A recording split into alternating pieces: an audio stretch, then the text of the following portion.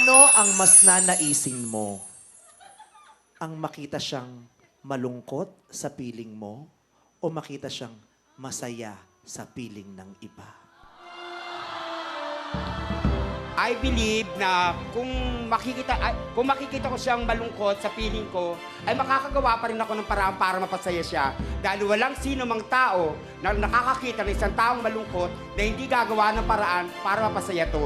Yun lang po, and I thank you. Ano ang mas nanaisin mo? Makita siyang malungkot sa piling mo o makita siyang masaya sa piling ng iba? I believe mas pipiliin ko po na makita siyang masaya sa piling ng iba. Dahil ako po ang tipo ng tao, mga kaibigan, madlang people, na handang magparaya upang sa pag-ibig ay makapagpaligaya ng ibang tao. Hindi ko naman po maaaring pilitin ng isang tao na mahalin ako kung siya po ay magiging malungkot sa piling ko. Palagi po nating isa sa isip at isa sa puso na kung mahal mo ang isang tao, you'll set that person free to love the person that he would like to love. Because I believe that is true love. And I thank you.